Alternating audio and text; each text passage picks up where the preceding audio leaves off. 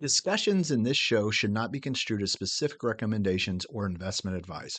Always consult your investment professional before making important investment decisions. Securities offered through registered representatives of Cambridge Investment Research, a broker-dealer member FINRA SIPC. Advisory services through Cambridge Investment Research, Inc., a registered investment advisor. Cambridge and Houston First Financial Group are not affiliated. Welcome to Money Matters with Chris Hensley, where we spotlight financial literacy issues in the Houston community and beyond. And now your host, Chris Hensley. So I wanted to tell some stories, and I get very emotional when I talk about this one, so apologies in advance, but I met this, I interviewed this woman in the book I call Priya. She asked for her identity to be suppressed.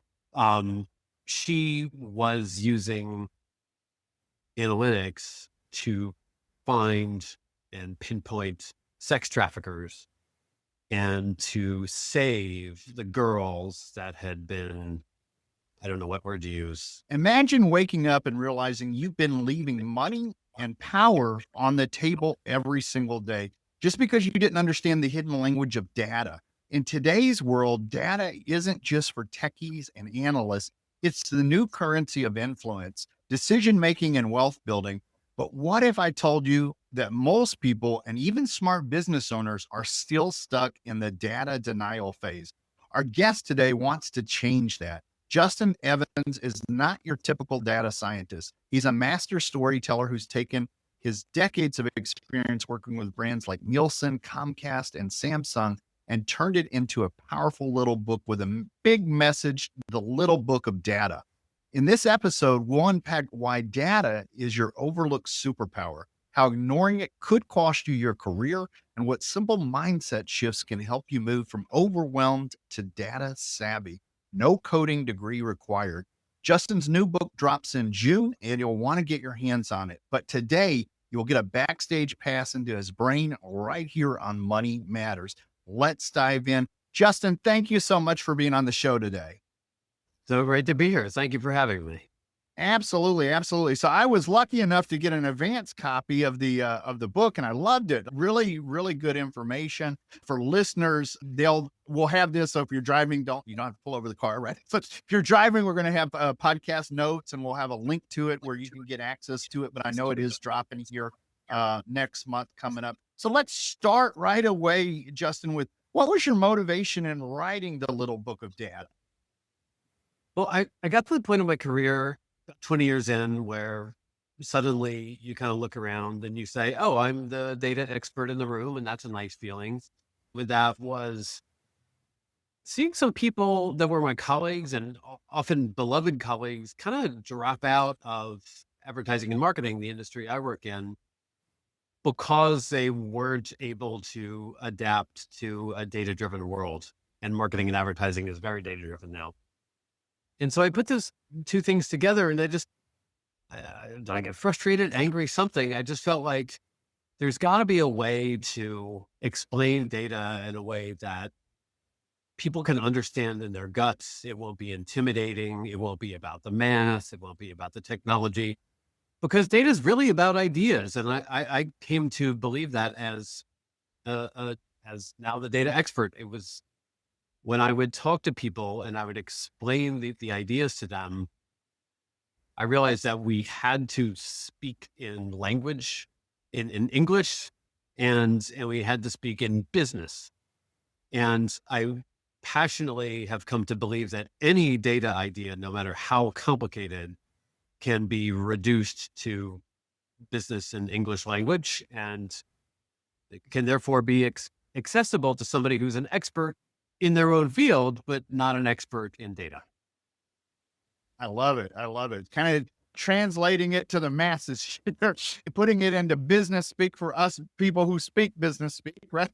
But really big idea. And I love it. And the stories that you use throughout the book really drew me in as a reader. It kept it interesting. It kept me wanting to get to keep going to the end of the book there.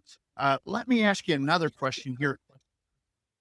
In the book, you talk about data is everywhere, but we're not always aware of it. Can you tell us a little bit more about that? The first chapter of the book I do tell a story in that one. I'm the main character. I thought it'd be kind of funny to talk about the morning that I went for my first colonoscopy.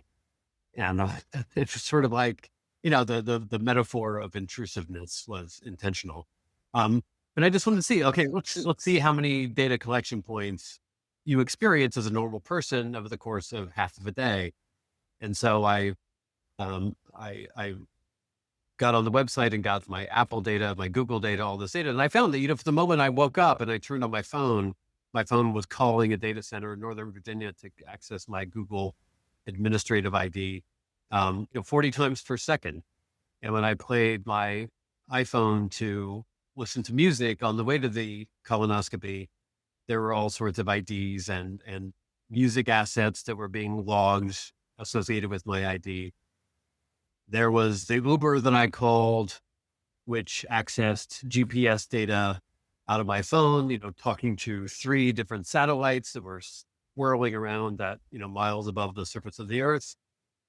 Then that, on the other end, the colonoscopy clinic that I was going to, I think it was East Side Endoscopy, was in the Uber system because of places of interest data where Uber logs all the data. When I got to the clinic, there is a coding system that has the diagnostic treatment that I was receiving, which is maintained by the World Health Organization in Switzerland, and so on and so on. And this was just like 3 hours.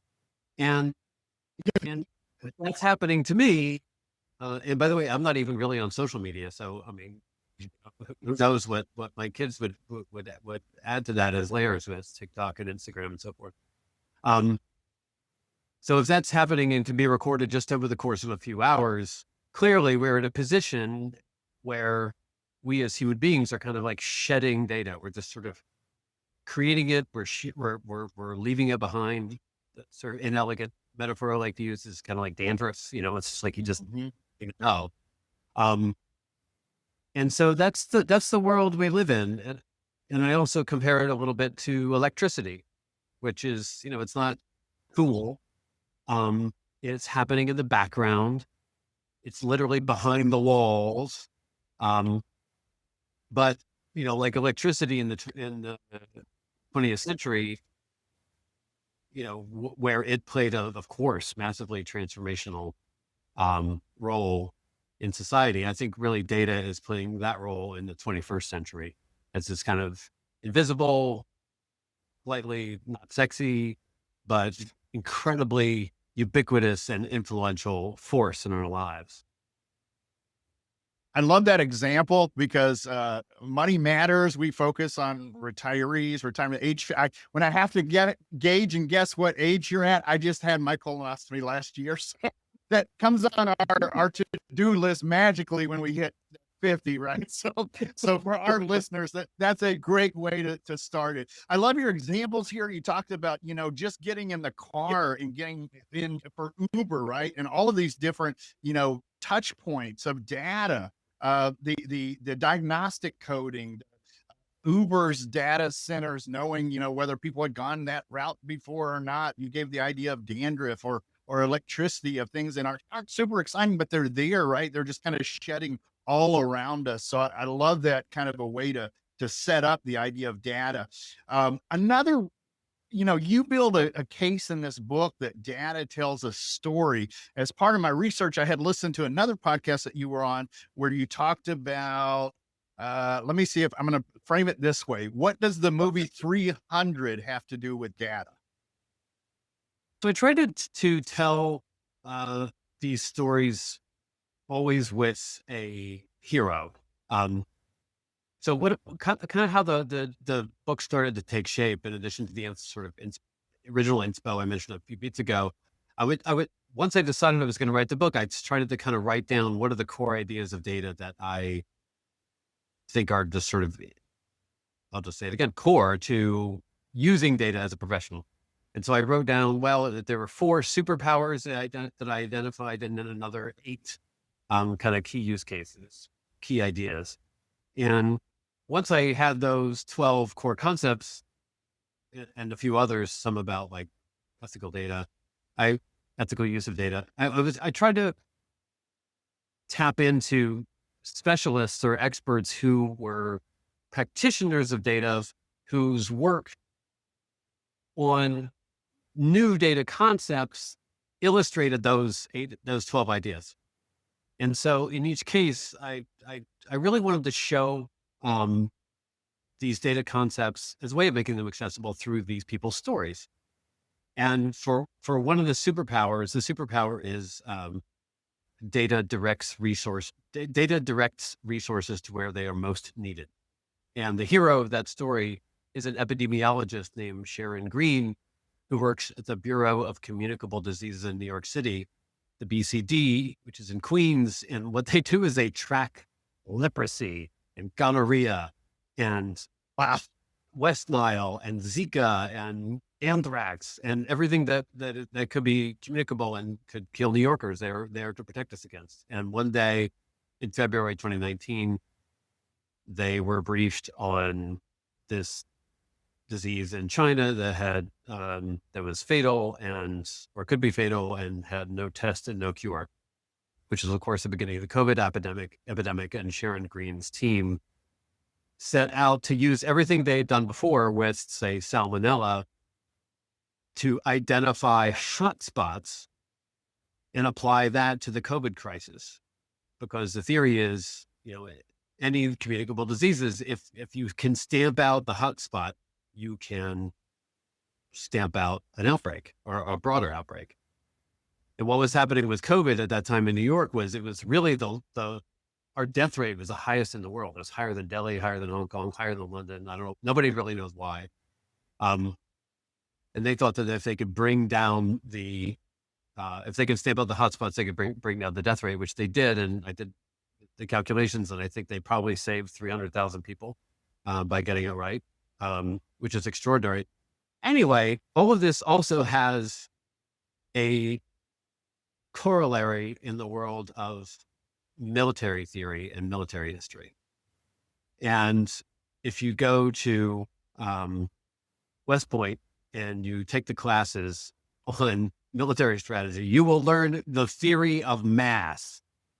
And the theory of mass is you need to deploy your forces to the most critical point in the battle because you have scarce resources and you need to apply them to this critical point. And the most potent example of that, probably in history, was the Battle of Thermopylae, when the Persians marched over to attack Greece with hundreds of thousands of soldiers, and 300 Spartans and others defended Greece at this little tiny 70-foot pass at Thermopylae. And it's this great example of mass, and that was exactly what Sharon Green and the Bureau of Communicable Diseases was trying to do with COVID. And so, to step back a little bit and kind of talk as an author, what's fun, and what was fun for me in writing the book is like, can I juxtapose two crazily different things to entertain you as a reader? That like just when you get to know Sharon Green, I'm going to take a hard left turn and introduce you to Xerxes and King Leonidas of the Battle of Thermopylae. I love it. I love it. A lot of stuff there we talked about, just the idea of the hot spots and kind of the idea of things being concentrated and having a bigger compound effect when you hit in those areas. That theory that you talked about that came through West Point, but it being, started by the conversation of COVID and how hundreds of thousands of lives were saved by putting more effort into one area. And this all came through data science. So it kept me interested when I was, it's like, oh, this is good. Tell me more. This is fantastic stuff. I want to pivot a little bit and talk about, we've got, what do we got now? 13 minutes or so. So maybe we'll touch on AI here, which is everybody wants to talk about AI right now, but let's go a little bit past that and talk about ethics, right? Because there's a good bit of your book where you dive into that kind of, that thing that nobody really wants to talk about is the ethics behind it. And you do a really good job of that discussion. Can you tell us a little bit about, what you touch upon when we talk about the ethical side of data? I took the same narrative approach to ethics that I did with the other points of the book. I'm not a lawyer. I'm not a professor of ethics. When you read an exhaustive book about data ethics, it's highly educational and guaranteed to put you to sleep. So I wanted to tell some stories, and I get very emotional when I talk about this one, so apologies in advance, but I met this, I interviewed this woman in the book I call Priya. She asked for her identity to be suppressed. She was using analytics to find and pinpoint sex traffickers and to save the girls that had been, I don't know what word to use, put to use, kidnapped, whatever, by sex traffickers. And they had this analytical technique, which she explained to me when she also asked me not to put in the book, so it wouldn't tip people off. But she just had this extraordinary experience where she obsessively, once she realized that there was one woman that she could save by identifying a single sex trafficker, she realized she was working on against a ticking clock. And 24/7, she was thinking about this girl and how she could save her and doing the proper analysis to catch the guy. And because the clock is ticking, because when these girls turn 18, they are deemed adults, and therefore whatever circumstance they're in is deemed to be their choice. And it's harder to prosecute the offenders and harder to get them free. So Priya succeeded in her mission in saving the girl. But what was sort of most arresting in this was she kind of just like, she kept using this language in the interview about, if I don't do my job, this girl is not going to see the light.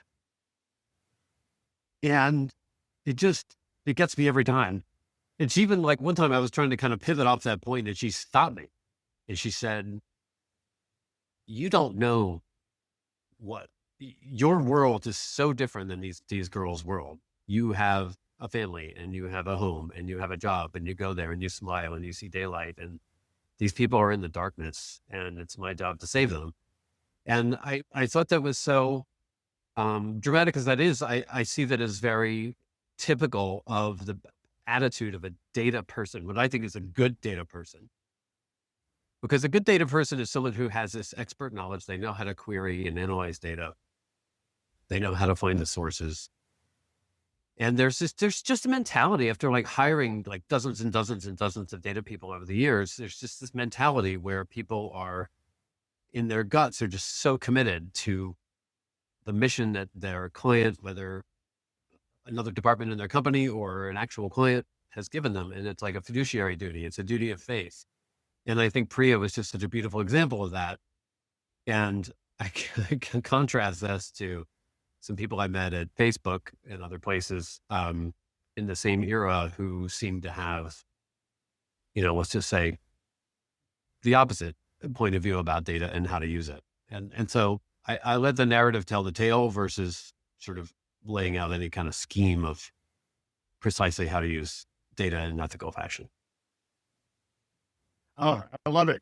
Great answer there. By the way, I had it on mute here, but that was moving. The idea of, I couldn't think of anything better when you talk about good data. This person who had a mission really to save those girls. And that's, we talk about things like fiduciary responsibility. These are those things that sometimes this stuff rolls out and then we go back and have to go back and think like, how are we going to come around these ideas of ethics? So I love this. I love this idea, but let's juxtapose the good data with the bad data, because you talk about something called bad data as well. You caution about bad data. What is bad data? Well, I don't go too deep into it. My goal in the book is to inspire people to feel comfortable with data, feel empowered about data, and feel confident to use it to their own mission. And that's really my goal. That said, there are a number of different ways for people to be bad data people. One I feel is, and kind of the most common, is for people to be data bullies, which is, I'm going to intimidate you. I'm going to make you feel stupid. I'm going to therefore try and prevent you from asking the common sense questions. And as we started out this conversation, one thing I want people to walk away with is any data idea can be expressed in English and business language. So in a way, no one should ever feel like they cannot talk data to an expert. So data bullies are kind of the core way that we are all put off and prevented from achieving our data superpowers. I love that term, data bullies. I got a picture of that in my head. Yeah, a couple of people fall in line with it when I think about that. So let me ask you. So instead of talking about AI, we've got about 7 minutes here, and there's a lot in the book. But I'm going to ask you something that I was at a tech conference recently, and one of the words that's really popular right now is data lake. Can you tell us what that is, and maybe explain it for somebody who hasn't heard that term before? Yeah, a data lake is an asset that any organization can build for themselves, and it's where you have lots of different types of data that you want to put in one place so you can analyze it. And it can be very complicated because these different data sources might come from different data sources and have different taxonomies, different languages. They can be organized or cleaned at different levels. They might not speak to each other. So it's actually a pretty big challenge in the industry at large. And it's an even more pressing challenge in the era of AI when you really want to inject data into multiple aspects of your business or your workflow. And if the data isn't clean and accessible, then you really can't work with it. So there are a number of companies, including a company I'm associated with called Above Data, which is creating these layers so that the different aspects of a data lake can speak to each other or speak to AI applications in a much faster way. Love it. This book is also very visual and bite-sized. Was that design intentional to match how we consume information today? And how do you think visual communication affects data comprehension? The book was, I tried to bring each chapter in at 10 pages. I wanted to provide lots of space in the book visually to express through graphic design and through the length of the book and the accessibility of the book, the main idea of the book, which is that this should be something you can read, enjoy, and feel comfortable with.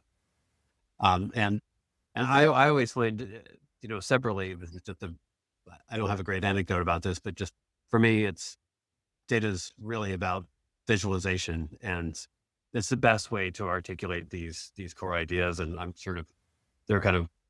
teased at work for always going to the whiteboard. I love it. The book, The Little Book of Data, coming out in June. Justin Evans, the author. Justin, before we go today, what have I forgot to ask you that you want to leave listeners with today? Well,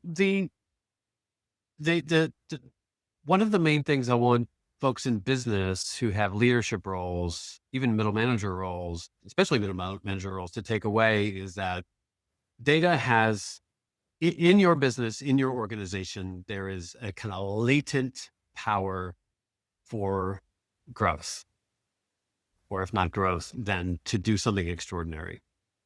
And it's sort of sitting there embedded in the data you already have. Every business exists for a reason.